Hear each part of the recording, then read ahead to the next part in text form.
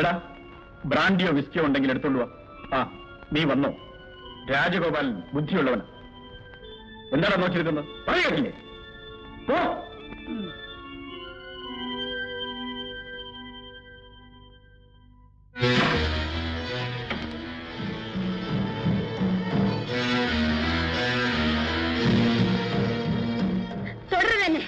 ജയന്തി, നിന്നെ തൊടാനും തലോടുവാനുമാണ് ഞാൻ വന്നത്. അതിനുള്ള അധികാരം എനിക്കില്ലേ? ഈ മുറിക്കകത്ത് കാലെടുത്ത് വെക്കാൻ പോലും നിങ്ങൾക്ക് അധികാരമില്ല. മര്യാദയ്ക്കിറങ്ങി പോകുന്നതാണ് നല്ലത്. നീ എന്നെ ഭീഷണിപ്പെടുത്തുകയാണ്? അതോ നിന്റെ ഇന്നത്തെ പദവിയോടൊപ്പം ഇവിടെ കഴിയാനുള്ള യോഗ്യത എനിക്കില്ലെന്നാണ്? നിങ്ങളുടെ യോഗ്യത എന്നെ ഓർമ്മപ്പെടുത്തരുത്. നീ ഓർക്കണം, എന്റെ സഹായമില്ലായിരുന്നെങ്കിൽ നിനക്ക് ഈ ഐശ്വര്യങ്ങൾ നേടിയെടുക്കാൻ കഴിയുമായിരുന്നു. ഐശ്വര്യം? ഒരു ഭാര്യയുടെ ഐശ്വര്യം അവളുടെ ഭർത്താവാണ്. ആ ഭർത്താവാണ് ഞാൻ, നിന്റെ കഴുത്തിൽ താലി കെട്ടിയ പുരുഷൻ. അദ്ദേഹം എന്നെ മരിച്ചു. എന്നിട്ട് ഞാൻ ഈ താലി അഴിച്ചു മാറ്റാത്തത് എന്തുകൊണ്ടാണെന്നോ? എന്റെ ഭർത്താവ് എന്നോട് ചെയ്തിട്ടുള്ള വൃത്തികേടുകൾ ഓർക്കാൻ, ആ മനുഷ്യനോടുള്ള പകയോടെ ജീവിക്കാൻ, അയാളെ ഒരു പുഴുത്ത പട്ടിയെ പോലെ വെറുക്കാൻ. എന്താ നീ പറഞ്ഞത്? പുഴുത്ത പട്ടിയെന്നോ? ഞാൻ ആരാണെന്ന് എനിക്കറിയില്ല. എന്നെ എതിർത്താൽ കൊന്നുകളയും ഞാൻ.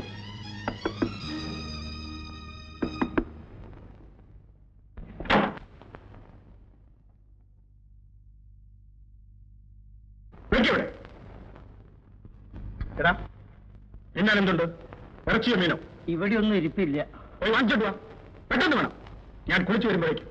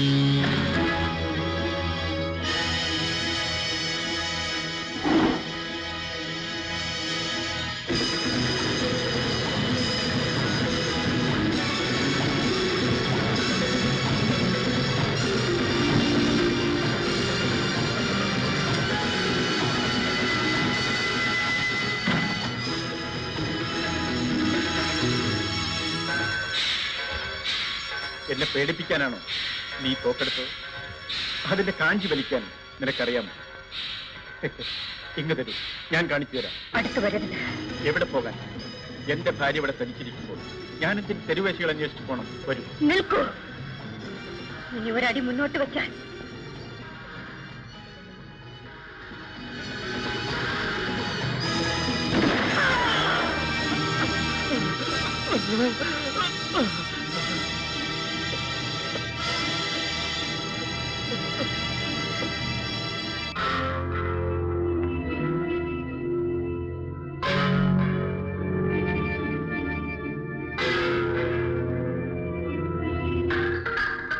തോക്കിങ് തരൂ.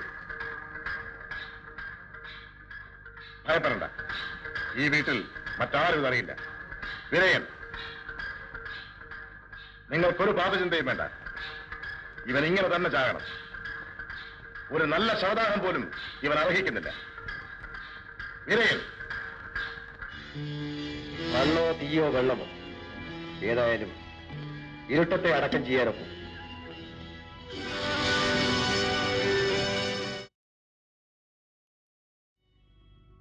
ആ ശവം അവരെന്ത് ചെയ്തുവെന്ന് എനിക്കറിയില്ല. ആ സംഭവം അവരെന്നും രഹസ്യമായി സൂക്ഷിക്കുന്നു. എന്നെ ഭീഷണിപ്പെടുത്തിക്കൊണ്ട് എല്ലാം മറക്കാൻ ഞാൻ മദ്യത്തിൽ അഭയം തേടി.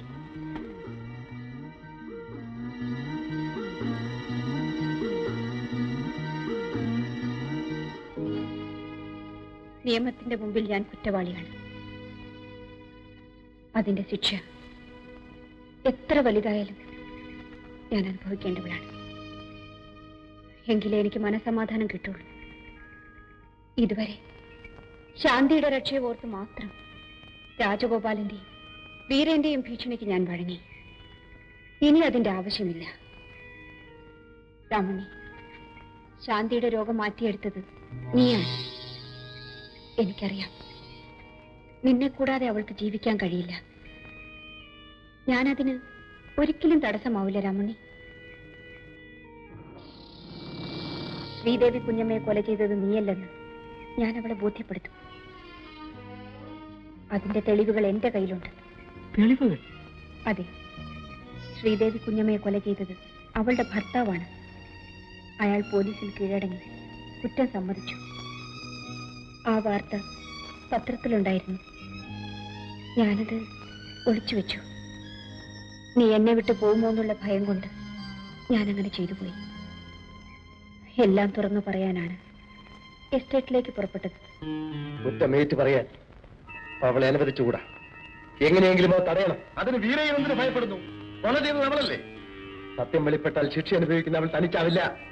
ശവമടക്കം ചെയ്തതും തെളിവ് നശിപ്പിച്ച് നമ്മളല്ലേ? എനിക്കത് പങ്കില്ല. അതിന്റെ ഉത്തരവാദി വീരയ്യനാണ്.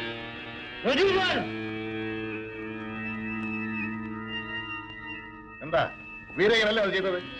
അപ്പോൾ നീ ഞങ്ങൾ രണ്ടുപേരെയും തോൽപ്പിക്കരുതല്ലേ? വീരയ്യൻ എന്നെ തെറ്റിദ്ധരിച്ചു. സ്വയം രക്ഷപ്പെടാൻ വേണമെങ്കിൽ എനിക്കങ്ങനെ പറയാം. തെളിവുകളും എനിക്ക് അനുകൂലമാണ്. പക്ഷെ ഞാനങ്ങനെ ചെയ്യില്ല. എന്നെ വിശ്വസിക്കൂ. ഇല്ല, ഇവൻ പറയുന്നത് മുഴുവൻ സത്യമാണെന്ന് കരുതണ്ട. സത്യം എന്താണെന്ന് ഞാൻ കണ്ടെത്താം. നിൽക്കൂ. എന്നെ തടയരുത്. ഒന്ന് കളയുക. ഇല്ലെങ്കിൽ സത്യം പറ. ഞങ്ങൾ തന്നയച്ചിരുന്ന മരുന്ന് നീ ശാന്തി കൊടുത്തിരുന്നോ? എന്തുകൊണ്ട്? എന്റെ അമ്മ സമ്മതിച്ചില്ല. ആ ഡോക്ടർ ഇവിടെ വന്നിരുന്നത് അവളുടെ രോഗം ചികിത്സിച്ച് ഭേദമാക്കാനാണെന്നും അയാൾ കുത്തിവെച്ചിരുന്ന വിഷമല്ലെന്ന് നിനക്ക് അറിയാമായിരുന്നില്ലേ? ഈ അടുത്ത ദിവസമാണ് ഞാൻ അറിയുന്നത്. എന്നിട്ട് എന്തുകൊണ്ട് ഞങ്ങളെ അയച്ചില്ല? പേടിച്ചിട്ട് പൊട്ടനും വേലയനും പൊട്ടലും വേലയും എവിടെ?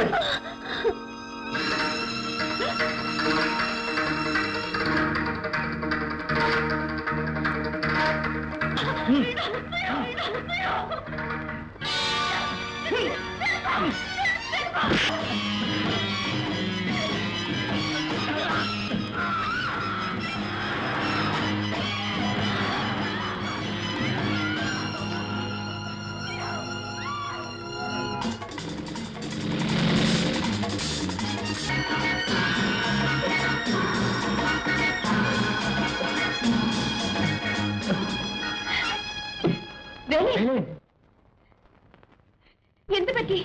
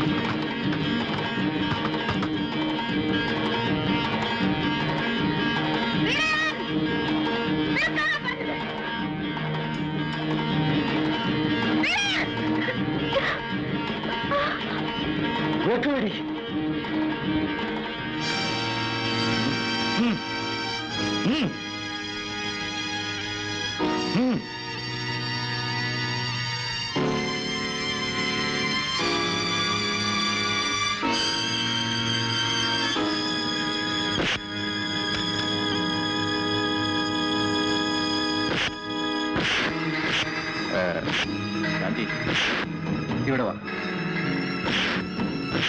വാ ഇവിടെ വരാൻ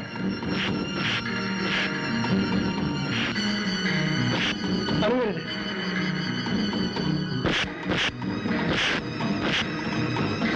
ഇങ്ങോട്ട് വരരുത്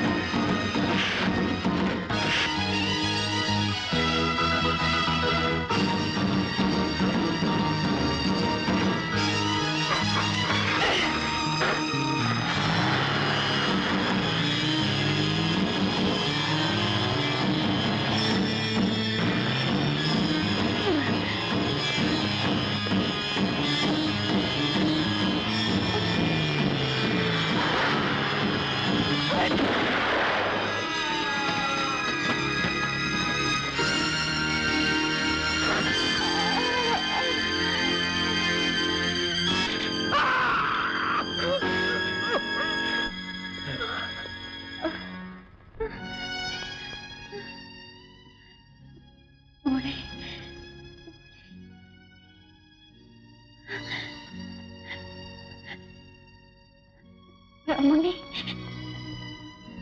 എന്റെ മോളെ ഞാൻ നിന്നെ ഏൽപ്പിക്കുന്നു. അമ്മേ.